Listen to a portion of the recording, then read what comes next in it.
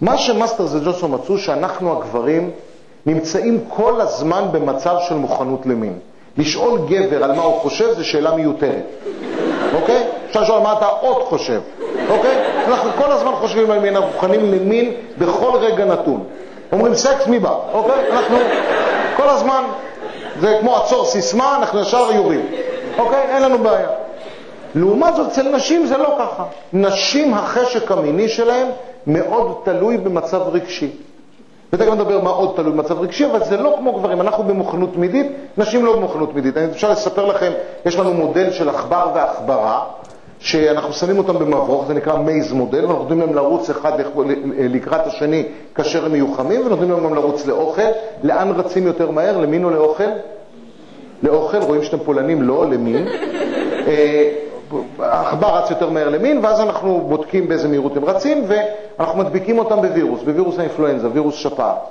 ובודקים באיזה מהירות הם רצים אז. העכבר, הזכר, רץ באותה מהירות. הנקבה, מסתכלת עליי, אומרת לי, אתה לא רואה שיש לי נזלת? אנחנו לא בנויים אותו דבר. בגלל שאנחנו לא בנויים אותו דבר, הרבה פעמים יש מתח ויש לחץ סביב העניין הזה, למה היא לא רוצה כמוני? או איך הוא יכול לרצות כרגע? אנחנו בנויים אחרת. מסתבר שנשים, כדי שתרצה מין, הן צריכות להיות במצב רגשי שונה. הן צריכות להתכוונן לזה, הן צריכות לעשות איזשהו כיוונונים. יש נשים שזה הולך אצלהם יותר קל, יש נשים שזה הולך להם יותר קשה, יש נשים שזה משתנה עם הזמן. יש נשים שבתחילת מערכת יחסים הם מאוד בעניין הזה, ואחרי זה התרגעות והתרגלות, פתאום יורד החשק הזה. ואז צריך להדליק אותו, ותכף נדבר איך. גבר בן 17 לא צריך מגע בכלום. בריק, בתא של וקום, הוא מקבל זקפה.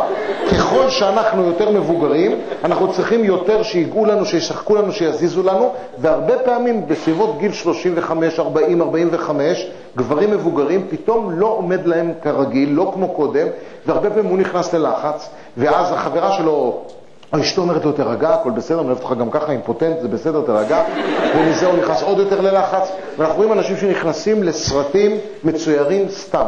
הם מצאו שאנחנו הגברים גומרים תוך 2 עד 7 דקות, הרבה גברים בשביל לא לגמור, 2 עד 7 דקות זה עם גבר בתוך הנושא.